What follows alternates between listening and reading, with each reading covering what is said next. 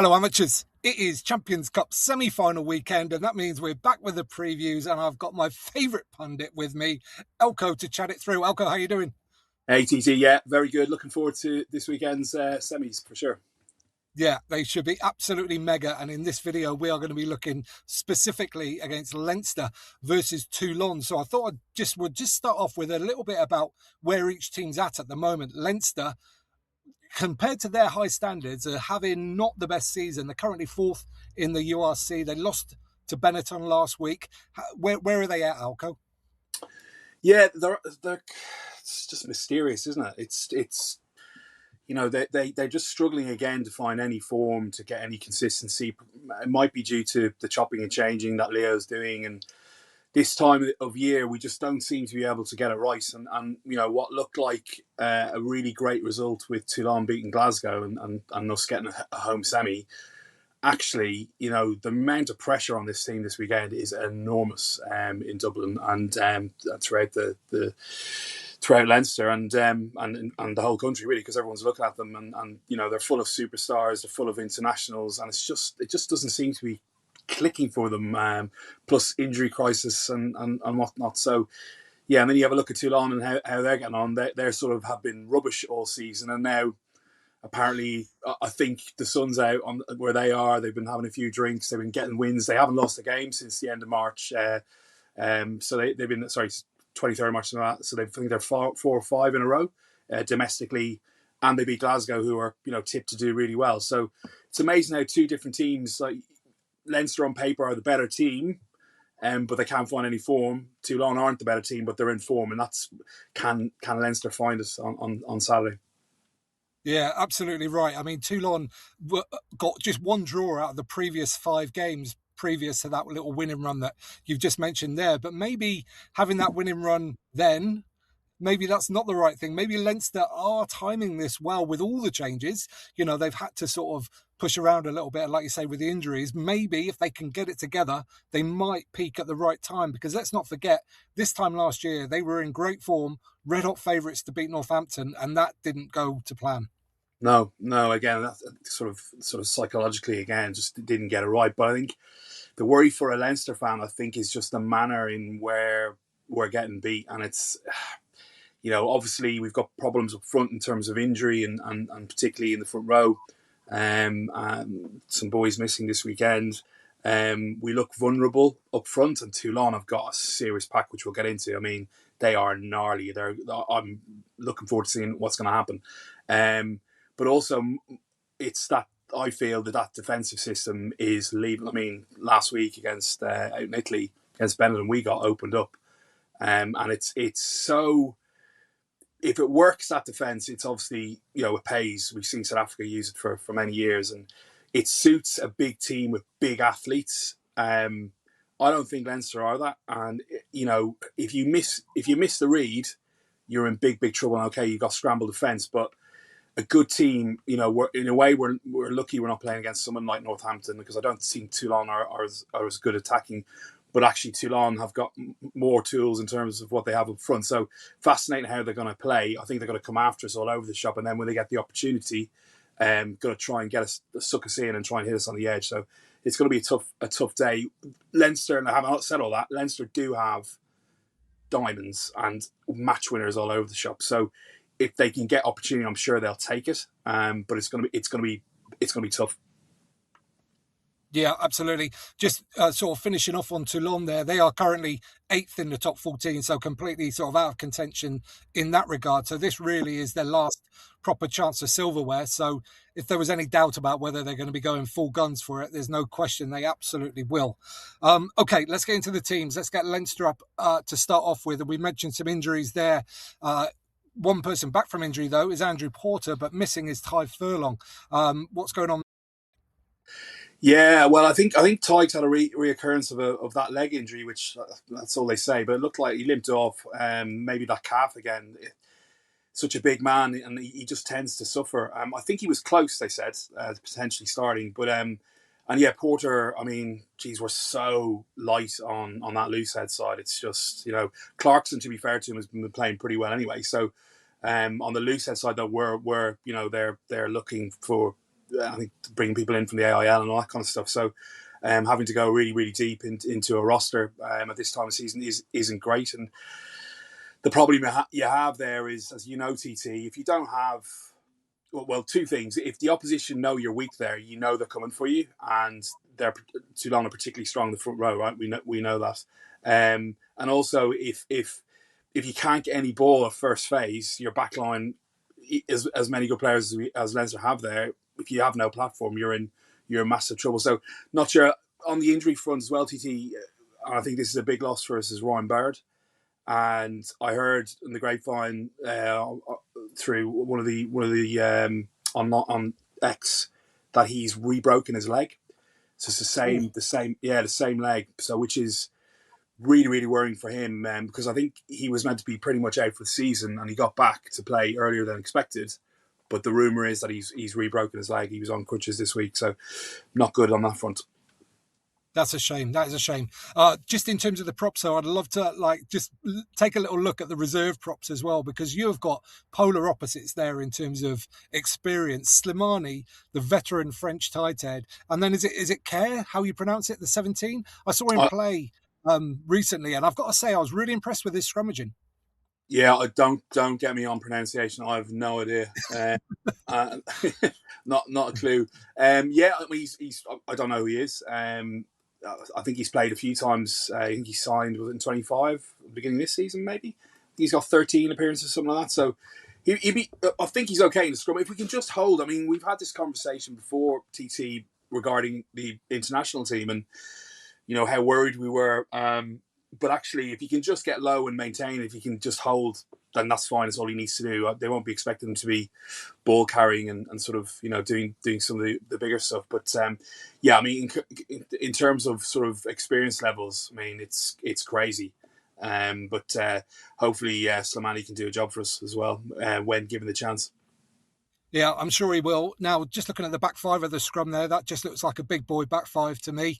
Not much to be said there, I don't think, but where there is something to be said is the number 10 shirt again, because that is equally as combative, that position, as it has been for Ireland, with Prendergast missing out to Harry Byrne on this occasion.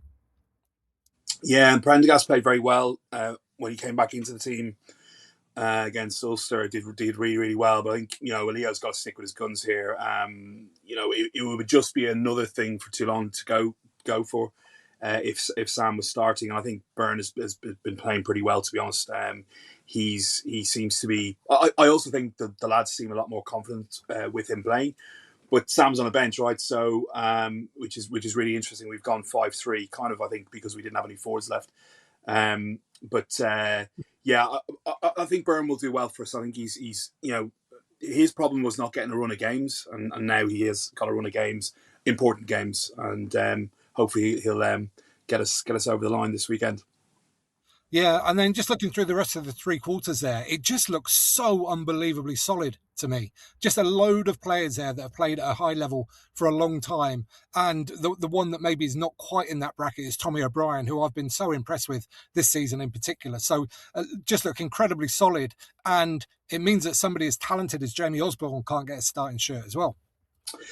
Yeah, it is solid. I mean, but we're chopping and changing again. That centre partnership should be the one we know and tried and trusted many seasons ago. But he's chopping and changing. Henshaw's coming back in. They're moving Ione out to the wing, which I don't think he's a winger at all. That's something else that if I was Toulon, I'd be going after him big time. Although he's very good at reading defence, so in terms of our rush defence, he'll be good there. But yeah, the worry is we're chopping and changing, but hopefully they know each other so well. It'll be sort of sixth sense. And O'Brien, yeah, I mean TT, he is rapid. He had great Six Nations after being dropped and came back in, and he's a very, very special player. I think O'Brien's probably lucky not to be in, and even JJ's unlucky not to be in as well because they've been playing pretty well ahead of Ione, but say la vie. And yeah, I think Osborne's brilliant to have on the bench, and we need him there. If you pick Prendergast, you've got to have someone that can cover sort of the centres and full back. Gibson Park can cover wing for us if needs be as well. So yeah, but yes, solid. And a solid defense is only as good as the system, and we just have to get that system right, because it doesn't matter how solid you are as a partnership, or as as a back three or whatever. If you misread that system, you just get opened up. Yeah, absolutely. Okay, let's move on to Toulon. But before we do, I just wanted to make the comment that how beautiful that team sheet is. It's a lovely, lovely design. Well done, Leinster, on that. Okay, Yep. here's Toulon, and I mean, it's just a bit of a team of superstars, to be honest, isn't it? There's a lot of good players in this team. And actually, like, honestly, it's a lot of some of my favourite players, people like Nacho Brex, Charles Olivon, Carl Sinclair. Like, I love all those guys. So I'm really interested to see how they're going to go on Saturday. Yeah. I mean, they're not. It isn't the Galacticos of seasons gone by when they had the Armitage brothers and all those guys and Johnny Wilkinson and whatnot. But serious firepower. Sinclair's a great player. Not only in scrum but around the park, he's excellent. Ribbons is so underrated, and he's an absolute monster. And he'll be I can't wait to see him and McCarthy going at each other. It's just going to be fantastic. And Ryan as well, and Gross we like in the front row as well. We're a big fan of his sort of thing. So yeah, they've got firepower all over the place, and it is and Olivon's there as well. Interesting, they've moved him into the back row this weekend, so I don't know what that tells you. Whether they expect, I didn't know whether they expect it to be sort of more running, or they really wanted to load and go after us in the pack and really have a sort of thing. Probably the latter, I would have thought. But yeah, look, star power all over the place, and they've even got like Zach Mercer is on the bench. He can't even make the team, so he's one of my faves. Yeah, absolutely. I agree. And that's one of my points I was going to pick up, because I got Shiosvili there at number 8, who is a beast of a number 8. He's a big, heavy carrying sort of physical type player. So it does seem to indicate that Toulon are going to go there and really try and put the squeeze on Leinster. Yeah, he's not that old, is he? He's quite young, I think, is he? Yeah, I don't think he's too old, no, but he's a big old lump. Early 20s, yeah. They've got a real nice mix of sort of experience and young kids coming through, sort of thing. And yeah, I think they're going to come after us big time. I think there's going to be a lot of sore bodies. And, you made the point a minute ago of their league position. And we played in teams sort of thing where you've got a crack to nothing. They're coming into this as massive, underdogs. They've got nothing else to lose. I believe the crack is brilliant after games and stuff now. And sort of now, like, they're safe, but they can't get promoted, or they can't win. Sorry. So the last crack at silverware, they're going to come and go. Like, that doesn't mean they're going to chuck around and sort of be a French team in the 90s and not travel well. I think they're going to there's too many sort of English guys in there for that to happen. But I think they're going to come and yeah, they're going to chuck around, but they're also going to give it to us and take us on up front. So it's going to be a massive challenge for Leinster. And if Leinster do come through this, and look, I'm sort of hard to certainly saying that, then I think they would have had to play amazingly well and then be in really nice sort of position going into a final against the probably, I think, the stronger side of the semi-finals. Yeah, absolutely. And just sort of technically, another little point that might be good for people to look out for. You've spoken about people breaking the defensive system, and Ringrose is brilliant at that for Leinster. He will jump out of the line and whack somebody. And Toulon have got somebody who does it exactly the same as that in Nacho Brex. Brex is one of the best players in terms of reading that ball out the back and getting up and shutting it down. So that competition between him and Ringrose on Saturday will be really interesting to see. Yeah, it screams sort of concussion, doesn't it? They're going to be Sadly, so, yeah. who can do it best. Yeah, I mean, yeah, he's an animal, isn't he? We saw that earlier in the season. He's an absolute beast. And their guy is Gael Drain. He's a Drion. He's pretty epic as well on the wing. So I mean, yeah, there's going to be matchups and everything all over the place, and but it's got, despite all the superstars, this is going to be one on which team gels, which team plays for each other, and which team can get rhythm and sort of accuracy together. That's going to win this game. There's no doubt about it. It's if one guy gets a 9 out of 10 and the rest of them get a 4 out of 10, it ain't going to happen. They all need to have 7, 8, 9s out of 10s to get this. And I expect it to be test match intensity. I really do up front. I think it's going to be monstrous. And And me and you, we love that, love that competition. Like if it's 9-6 and we've had an absolute banger, then I'll be happy with that. Yeah, completely. I'm in complete agreement with that, and I think the other semi-final will be the same. I think there'll be real test match feels to both of these semi-finals. Yeah.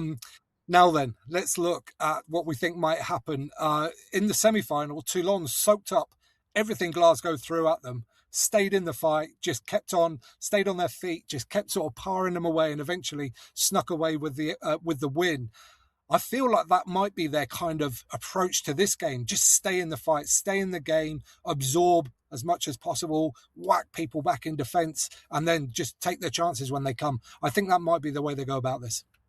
Yeah, I think it's the only way to go there. TT, I had a bit of a blank there. Were you talking about Toulon there or Leinster?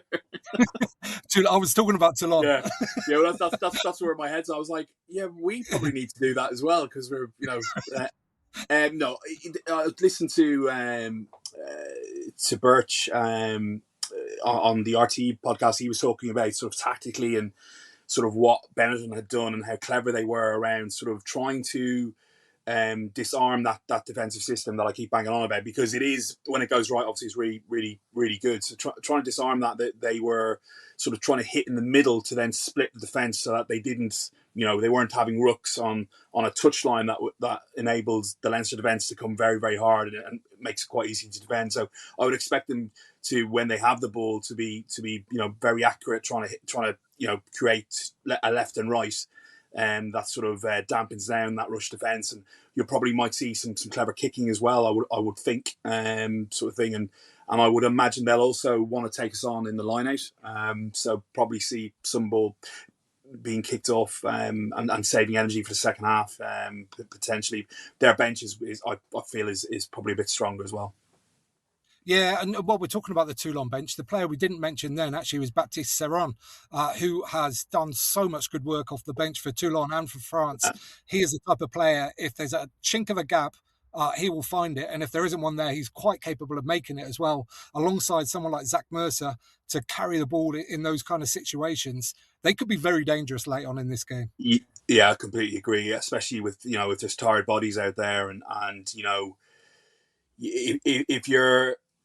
if you're managing Leinster, and you're probably going to try and get those props to go probably longer than you'd normally do, just because of the lack of experience, certainly at loosehead there.